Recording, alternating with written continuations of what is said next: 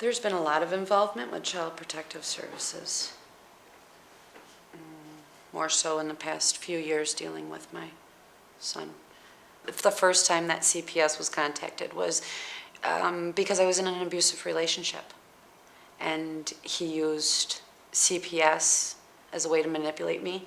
He used, I'm going to take you to court, as a way to manipulate me. Because he knew that I was fearful. He knew that I was not, at that time, all that quite healthy.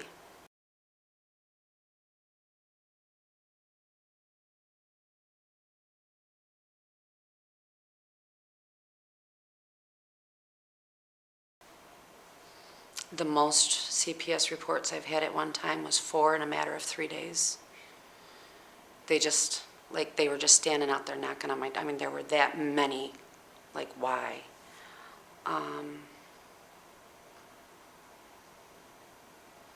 The most helpful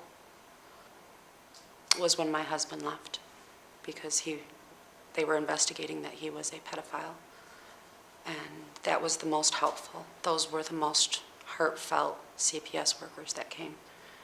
And then I've had the scary CPS workers that have shown up and have threatened me and have questioned my mental health and have asked, can I have the release for your doctor? Are you taking medication? Are you currently taking your medication? Are you faithful in taking your medication? And that's pretty scary. Not having the proper help for my son, the diagnosed one, I've had the CPS workers say, if you don't do something with him, we're going to take the other 5 kids.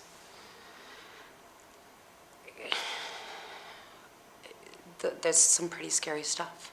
The last CPS case that we've had was when my son was removed and put into foster care. And that gentleman that came was very helpful, and he was very understanding. My son became very aggressive toward me, intimidating to the rest of the children in the house. I got him special education services. Trying to be very proactive in doing everything that I could possibly do to make sure that he had the best possible future. Gone through every single service, even went to the youth court the last day that he was in my home.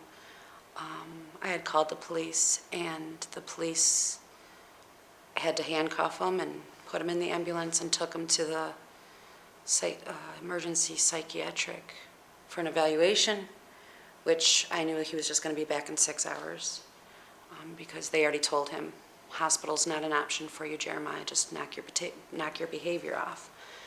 And I didn't go. And I didn't go get him when they discharged him, and they called.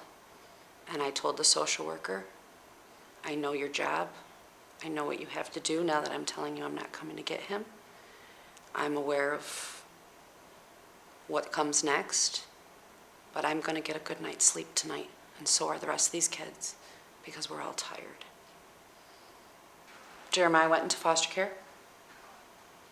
He's now waiting to go into a residential treatment.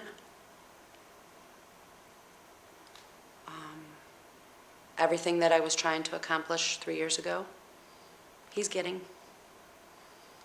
That frustrates me. Leads me back to the point that if they listen to the parent and just believe, maybe my child would be a little bit further in his treatment. Maybe things wouldn't have gotten so bad. Now that he's got his services that he's getting, the rest of us are living. And I don't understand why they just wouldn't believe me and be proactive and help me. Because he's got diagnoses, he's got disabilities, and I've got 5 other kids that were traumatized by their brother. and had CPS numerous times. They come in, it's not safe, he's acting up, we don't think you're protecting your other kids. I'm doing the best I can because there's no services.